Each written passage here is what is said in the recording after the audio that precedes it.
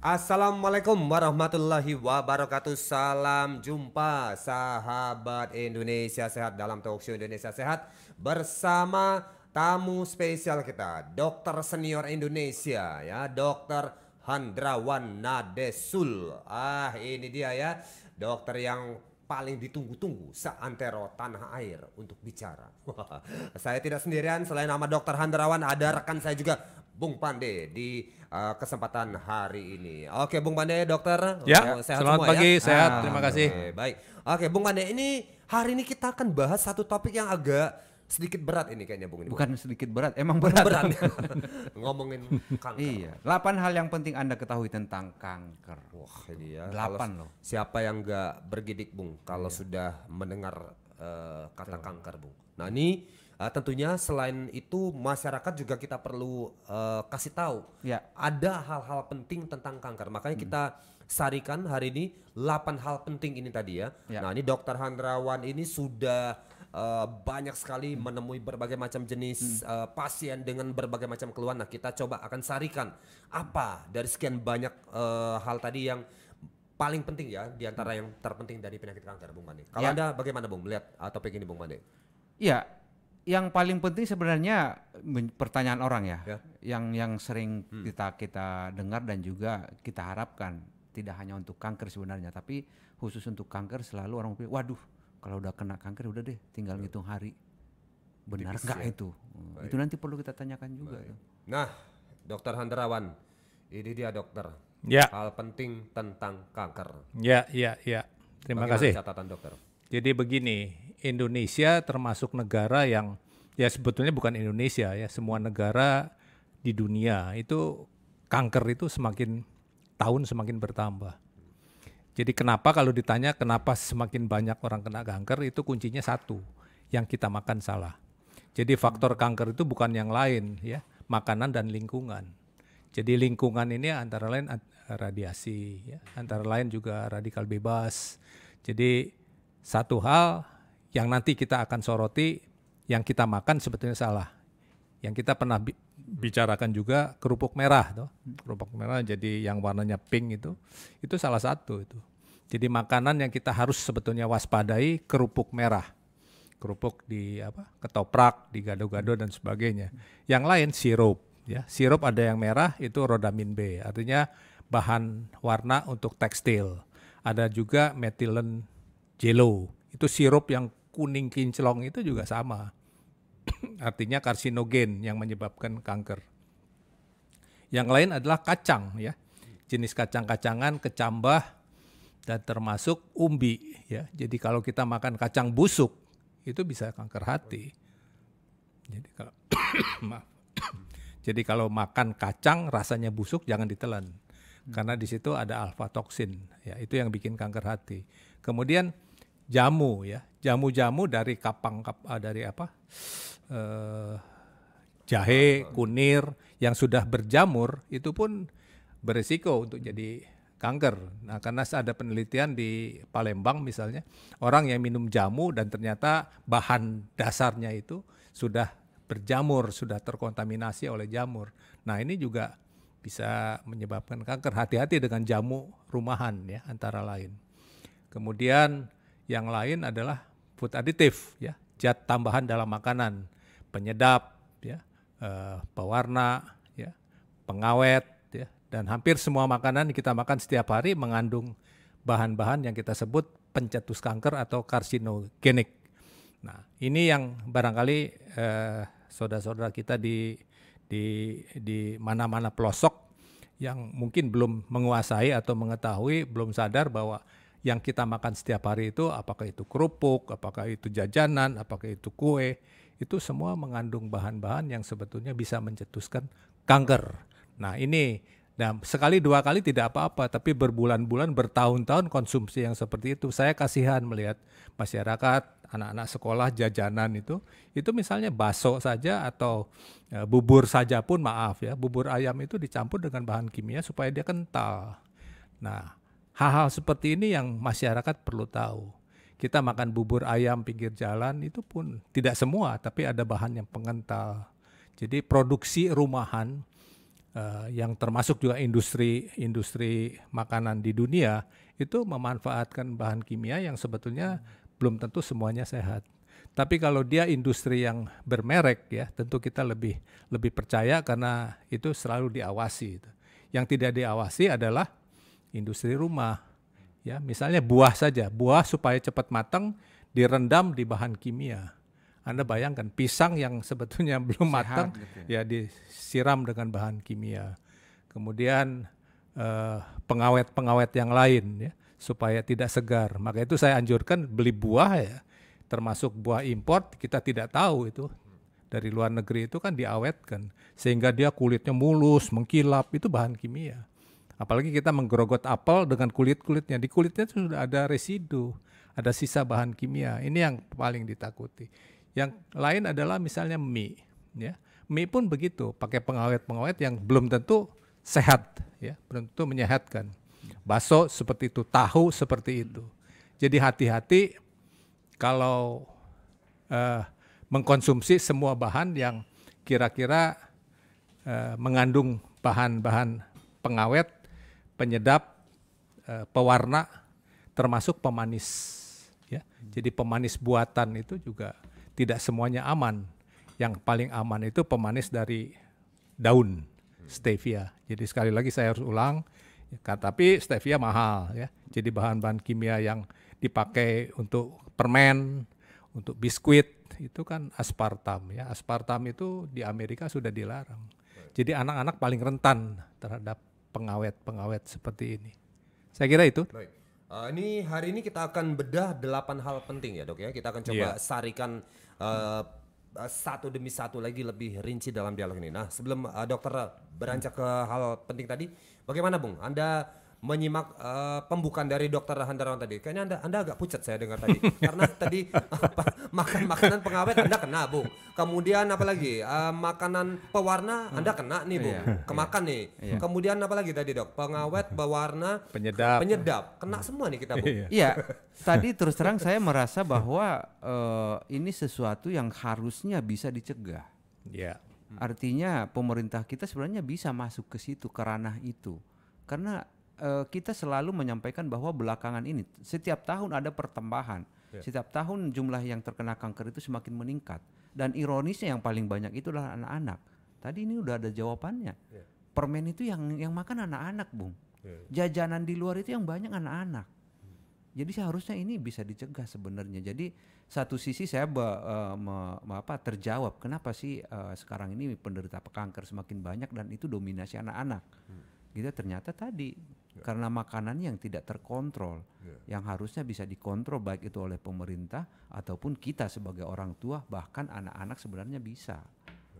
Oke, ini tapi tadi ada yang juga agak menggelitik saya, Bung Pandey. Tadi dokter menyatakan makanan-makanan industri rumahan. Iya. Nah, ini yang perlu diwaspadai ya. Sementara kita nih dok kan kalau jajan kan ya pinggir jalan, ya ada somai, ada bakso, dokter belum sebut, selain tadi bubur, nasi goreng yang yang banyak lah kita jumpai sehari-hari. Belum lagi geprek-geprek yang sekarang juga lagi banyak menjamur. Nah, ini gimana dok? Ini masalah ya, dilemanya seperti itu. Karena orang sekarang mau yang instan, mau yang praktis, kan tidak masak di rumah, terpaksa harus makan di luar. Nah kuncinya seperti itu, idealnya tentu kita menghindar. Karena saya yakin, saya mengamati tidak mungkin ada satupun warung makan atau tempat jajanan yang betul bebas dari bahan-bahan karsinogenik. Sebut saja minyak goreng ya. Kita perhatikan saja, entah di warung, entah di restoran, itu warnanya kan sudah hitam. Itu sudah tidak sehat. Karena 2 kali menggoreng itu sudah tidak boleh dipakai lagi. Tapi mereka kan harus berulang-ulang karena penghematan toh. Misalnya menggoreng ikan harus penuh minyaknya toh, harus berenang supaya matangnya merata. Nah setelah menggoreng itu sisanya kan banyak, tidak mungkin dibuang. Seharusnya dibuang. Kedua, banyak sekali gorengan di pinggir jalan itu mendapatkan minyak bekas dari restoran ayam goreng. Nah itu kan rasanya lebih sedap, lebih laku, lebih enak gorengannya karena ada wangi ayam toh, seperti itu. Nah, tadi disebutkan pemerintah harus mengonsumsi, saya kira tidak mungkin. Tangan pemerintah itu pendek sekali. Indonesia itu begitu luas. Jadi sekali lagi kuncinya seperti ini kita lakukan, radio, memberikan edukasi.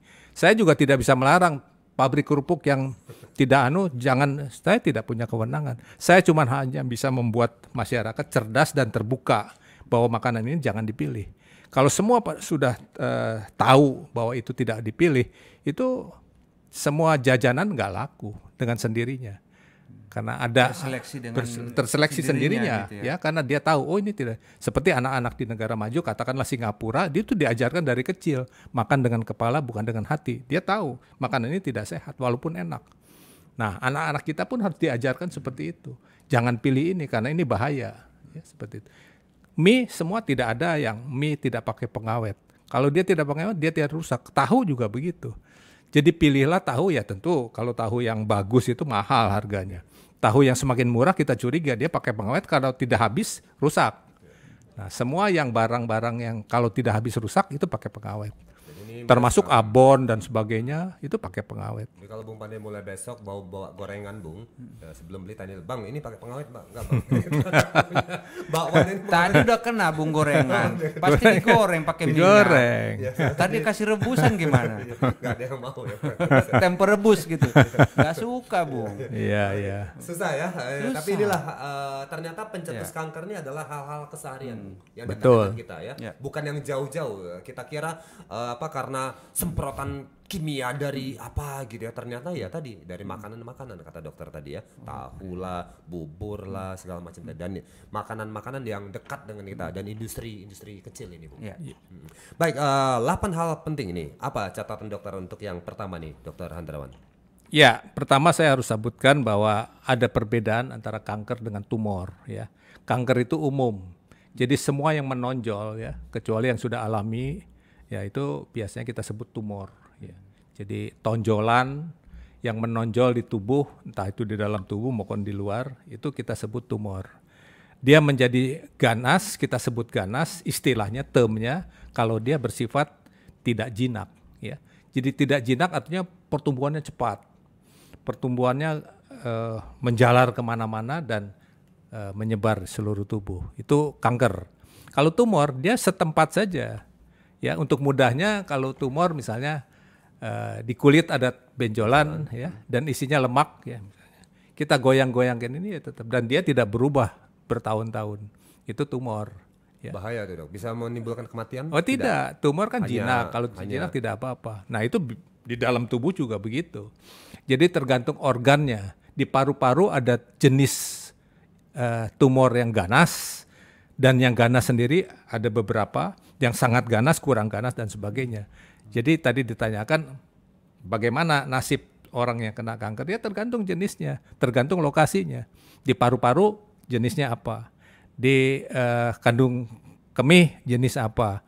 Nah biasanya kanker di otak misalnya ada 4-5 jenis. Tapi kanker di kelenjar getah bening ya, kita tahu di leher di mana itu ada yang sebesar kacang, itu kelenjar getah bening. Itu ganas sekali. Mau dari awal maupun itu ganas. Jadi kalau dia jenisnya ganas susah, walaupun di awal diobati susah. Tapi misalnya kanker payudara tergantung. Kalau dia masih di awal sekarang bisa disembuhkan. Tapi kalau sudah terlambat sukar disembuhkan. Jadi sekali lagi ada tumor, ada kanker. Nah orang selalu merasa takut kalau ada tonjolan. Nah setiap ada tonjolan ya mestinya diperiksakan ke dokter. Nah dokter yang akan menentukan apakah ini ganas atau tidak. Karena misalnya orang TBC ya, komplikasi sudah di leher, itu juga ada tonjolan. Besar sekali kayak bisul. Nah dokter bisa menentukan ini TBC, bukan tumor biasa. Jadi kalau dipencet keluar nanah misalnya. Jadi sekali lagi tumor dengan kanker dua hal yang berbeda. Termasuk juga di prostat, laki-laki itu kan cenderung prostatnya membesar. Tapi tidak ganas, bukan kanker. Jadi semakin bertambah umur dia membesar, tumor jinak. Dia kalau jinak ya cuma menekan saja, tapi tidak menjalar kemana-mana. Tapi kalau begitu dia kanker, dengan cepat bertahun-tahun, berapa tahun saja dia sudah menyebar kemana-mana. Seperti itu. Ya. Catatan pertama ya. Jadi ini diungkap ini, Bung Made juga Bapak Ibu Saudara sekalian, bedanya kanker dengan tumor ya. Jadi clear ya Bapak Ibu ya. Oke, ini sebelum kita lanjut, ini kita kasih kesempatan jamu tetes kita pengen lewat dulu. Peliharalah kesehatan tubuh Anda dengan M-King. M-King adalah ramuan herbal ekstrak yang setiap tetesnya mengandung campuran herbal dan bermanfaat untuk membantu memelihara kesehatan tubuh. M-King terbuat dari bahan herbal berkualitas, daun kelor, rimpang temulawak, bunga rosella, dan buah mengkudu. Minum M-King 3 kali sehari 15 tetes. Dikonsumsi dengan mencampur 200 ml air putih. M-King, rajanya jamu tetes Indonesia.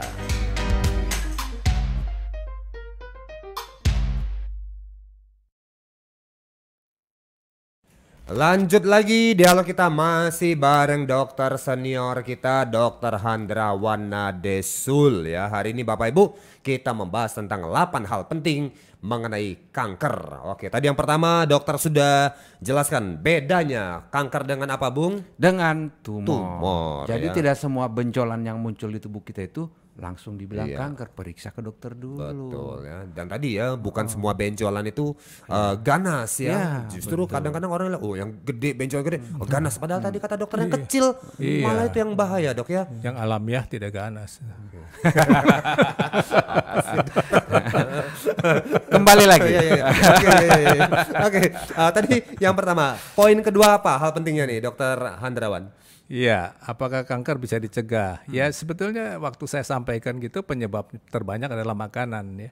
Jadi seberapa bisa, seberapa mungkin kita mencegah jajan di luar ya. Karena sampai saat ini saya mengamati sudah sekian puluh tahun ya kondisinya sama ya. Jadi entah di kota besar apalagi di desa-desa itu kita lihat jajanan anak-anak itu kue-kue, keripik itu aneka warna itu hampir semuanya saya kira itu karsinogenik. Jadi saya merasa prihatin mungkin 10 tahun, 15 tahun lagi anak-anak ini akan menderita kanker. Karena proses kanker itu puluhan tahun. Tidak seperti makan cabai pedas langsung, jadi tidak puluhan Jadi tahun. dalam hal ini dokter ingin menekankan kita jangan jajan, jangan makan di luar, kalau apa masak sendiri Seberapa aja. bisa. Maka itu saya ada filosofinya kesehatan itu ada di dapur. Artinya kita masak sendiri, bukan di restoran. Jadi bukan di luar. Nah, cuma itu kan ideal sekali. Apalagi untuk orang kota besar untuk memasak sendiri tidak mungkin.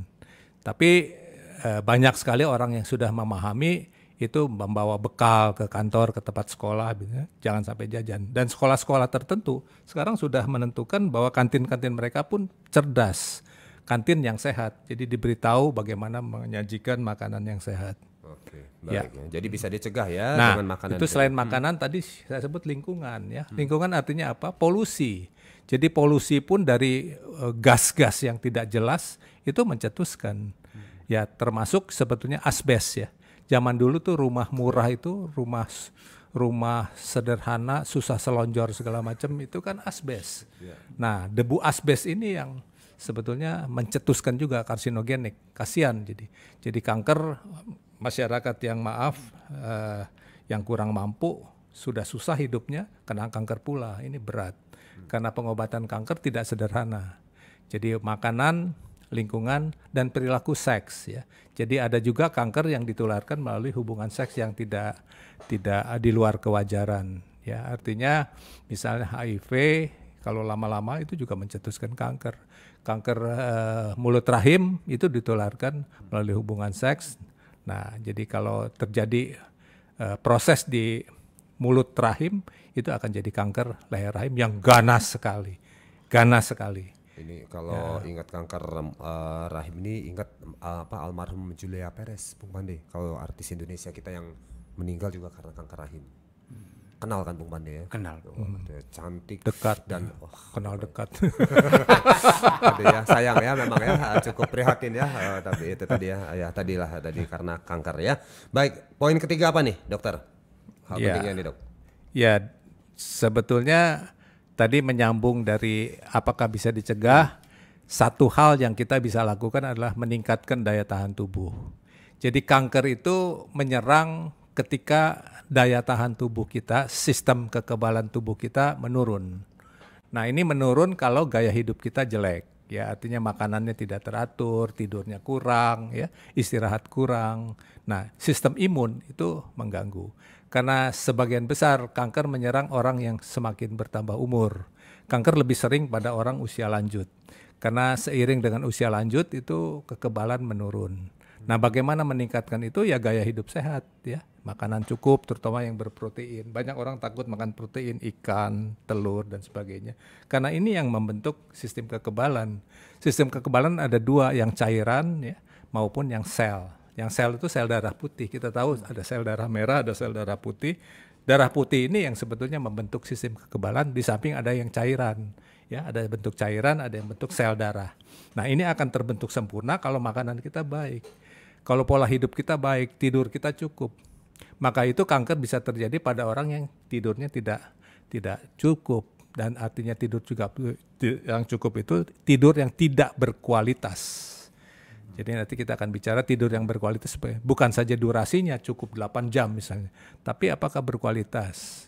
Artinya ada periode REM, ya, kita sebut REM, REM, Rapid Eye Movement.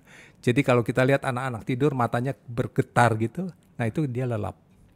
Nah sepanjang tidur kita melewati 4 fase REM, di mana tidur itu lelap. Nah buat bapak-bapak perlu mengetahui kalau dia pulang malam, kapan istrinya lelap, nah itu dengar suara keras bagaimanapun dia tidak terbangun. Jadi maling kadang-kadang tahu begitu. Jadi kok nggak dengar apa-apa, nah itu fase REM-nya sedang berlangsung. Nah itu selama tidur 4 kali, 5 kali fase REM. Nah ada fase non-REM. Nah kalau orang dalam tidurnya itu tidak melalui fase REM, itu tidak berkualitas. Walaupun dia tidur 10 jam, dia merasa kurang tidur. Tapi ada orang yang hanya tidur 5 jam, merasa kok seger bang. Nah itu REM-nya dilalui. Untuk tahu fase REM atau tidak, kita rekam. Jadi ada alat di rumah sakit di sini yang bisa merekam kualitas tidur kita sebetulnya melewati berapa kali fase REM.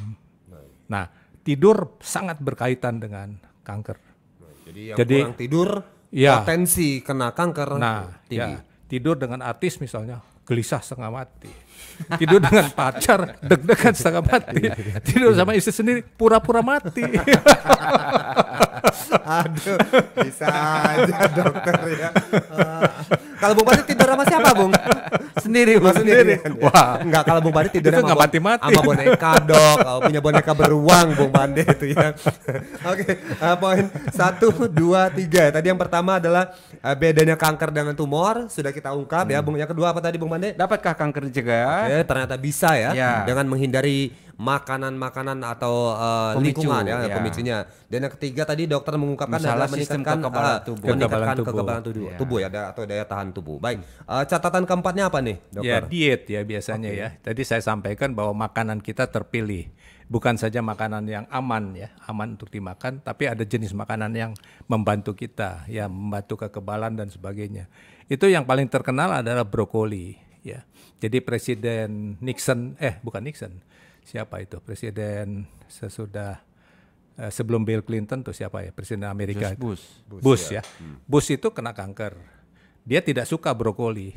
Tapi begitu dia tahu bahwa brokoli bermanfaat untuk kanker, dia jadi suka. Nah, artinya kita punya sikap walaupun kita tidak suka, kita harus perjuangkan bahwa kalau itu bermanfaat, kita pilih makanan itu. Jadi jenis makanan-makanan yang segar biasanya, diet yang tadi saya sebutkan, protein, jangan takut makan telur, ikan ya. Daging seperlunya itu membantu ya. Tapi jenis makanan yang malah bikin kanker ya jangan, yaitu makanan-makanan yang ada penyedap, pengawet ya, pemanis dan sebagainya. Termasuk makanan-makanan olahan ini masuk di dalam tadi itu ya. Saya lupa sebutkan. Makanan olahan misalnya burger, sosis, ham dan sebagainya, itu bukan saja WHO sudah melarang. Dunia tidak makan terlalu banyak atau sama sekali tidak, hamburger dan sebagainya. Nah, itu yang menjadi penyebab kenapa di dunia kanker bertambah banyak, karena generasi XYZ dan sebelumnya itu pola makanannya seperti itu. Jadi burger, ham, sosis, kita tahu sosis itu mungkin lebih 10 bahan kimia untuk bikin itu. Jadi kimia dalam industri itu luar biasa. Semakin banyak, semakin penggaring misalnya. Kita makan keripik yang bikin kriuk-kriuk, itu ada bahan kimianya. Bikin roti supaya mengembang baik, itu bahan kimianya. Jadi yang sehat sebetulnya roti tawar zaman dulu, yang tidak pakai obat, tapi tetap padat dan kenyang. Kalau makan roti sekarang kan seperti makan kapas, ya, tidak kenyang karena dia pakai obat. Nah, seperti itu. Nah, terigu, gula pasir itu salah satu juga. Jadi kalau bisa kurangi atau stop gula pasir, ganti dengan madu misalnya. Ya. Terigu ganti dengan tepung beras. Jadi kalau mau makan kue, pilih kue yang dari tepung beras, kue mangkok, kue pisang. Kue talam. Itu kan dari tepung beras, jangan tepung terigu. Baik ya. Ya. Gimana? Bung Pande ini nggak makan sosis, nggak makan hamburger nih, tapi saya lihat Iya. hobinya bakso. Ini gimana dok? Kalau bakso? Ya, bakso tergantung. Kalau Tergantung bakso baksonya yang mana dulu. yang mahal itu biasanya tidak ya. Jadi bakso yang ya maaf ya, yang pakai bahan-bahan tertentu sehingga garing dan sebagainya itu biasanya pakai obat. Atau bakso yang kenyal-kenyal, Bu. Iya. Yang ya. itu tadi. Berarti ada ini juga Ya termasuk pengawet, termasuk ini ya. pengawet. Berarti Jadi di kalau bakso. bakso itu tidak habis dia akan rusak toh, Baik. karena dia daging. Dia pakai pengawet, pengawet boraks misalnya, itu dipakai. Ikan pun itu kan pakai formalin ya. Jadi formalin kalau ikan tidak ada lalat, ya, itu kita curiga bahwa ikan itu ada formalinnya. Karena sekarang tidak diawetkan dengan es karena es mahal. Jadi pakai formalin murah, ya, dan lalat tidak ada. Jadi aneh kalau ikan tidak dilalati artinya ada formalinnya. Tapi kita jangan coba-coba pakai formalin. Katanya mau panjang umur pakai formalin diawetkan. Nggak bisa. Nggak rusak sih. Nggak rusak. Tapi udah lewat. Ya, cuma sekarat. Emang Firaun. Nggak awet, Bung Pande. Baik. Wah, oke. Gimana Bung Pande ini dari ini tadi ya beberapa catatan penting soal kanker ini. empat. Iya, sudah Ya, 4 udah tadi 4, ya. Bagaimana Anda melihat dari 4 poin tadi nih? Sebelum kita lanjut nanti. Ya, paling tidak saya pikir ini menjadi modal yang cukup bagus ya, untuk untuk membantu kita bersikap terkait dengan tadi pola hidup kita, terutama dari makanan tadi. Makanan ini saya pikir memang menjadi problema yang paling susah untuk kita selesaikan. Tadi dokter menyampaikan mungkin pemerintah juga tidak akan bisa sampai segitu, kecuali mungkin untuk industri-industri besar. Tapi kalau udah berkaitan dengan rumahan, saya pikir ini harus ya dari konsumennya sendiri. Walaupun sebenarnya kalau kita kan ada Badan POM ya. Badan POM itu selalu melakukan suatu kegiatan yang sifatnya edukasi. Tapi saya pikir itu juga nggak akan cukup. Karena mereka juga punya keterbatasan. Jadi lagi-lagi saya pikir ya dengan cara seperti sekarang kita mengedukasi ini lebih kena. Jadi kita edukasi orang tua terutama dan juga anak-anak. Bagaimana mereka harus bersikap terkait dengan makan-makanan yang harus mereka konsumsi. Jadi catatan Anda edukasi orang tua dan anak-anak penting ya. Karena itu adalah endingnya, ujungnya. Jadi orang produksi makanan kalau nggak dimakan kan ujung-ujungnya yang makan kan konsumennya. Yang notabene peran orang tua dan anak-anak ada di situ. Saya kurang sependapat Bung dengan Anda Apa, tadi. Bung? Masih kurang 1 poin Bung. Apa, Bung? Orang tua, anak dan ibu-ibunya Bung. Ini Bung Pande kalau ada ibu-ibu nih agak-agak Nggak disebut. hati-hati gitu Hati-hati. dong. Hati-hati gitu. Saya takut Bung, Diomelin. nanti bolehin masuk tuh. Ntar pintu ditutup kan Ya repot, karena aku Bung. menyorotnya gini dok, Bung Pande. Ibu-ibu yang masak di rumah iya. harus bisa masak, mengolah makanan yang baik, enak dan sehat tadi ya. Karena tadi kata Dokter Handarwan kurangi jajan-jajan di luar katanya tadi ya. Ini karena makanan tadi juga termasuk pencetus Ntar kanker yang ini kalau tadi. banyak masak kapan tiktokan Bu? Nggak sempet tiktokan. Nah ya, di tiktokin Bung, waktu masak di tiktokin ya. Oke baik ya, ini 8 hal penting soal Ya. kanker ya. Ini nanti masih ada poin ke-5, 6, 7, 8. Ini tadi baru 4 ya? Sudah 4 Apa aja keluar tadi, ya. Bung? Yang pertama adalah beda kanker dengan tumor sudah dikupas. Kemudian fakta bahwa kanker ini bisa dicegah ya. Ya. Yang ketiga apa nih Bung Pande? Yang ketiga tadi adalah masalah Daya sistem tahan tubuh, imunitas ya? tubuh ataupun Baik. daya tahan tubuh, dan yang keempat adalah diet Diet, dan ya? kanker. Oke. Bagaimana peran diet tadi? Oke, Nah, baik ya. Ini masih ada poin 5, 6, 7 nih. Tentunya tidak kalah seru. Nanti kita akan beberkan pada bagian yang kedua. Sesi tentunya. berikutnya? Sesi yang berikutnya. Jadi so buat Bapak Ibu Saudara sekalian jangan kemana-mana dari siaran radio ini. Pantau terus ya. Kita akan lanjutkan pada bagian yang kedua. Terima kasih untuk kebersamaan Anda. Ketemu lagi di part kedua Talk Show Indonesia Sehat masih bersama Dr. Handrawan Nadisul berikutnya. Sampai jumpa.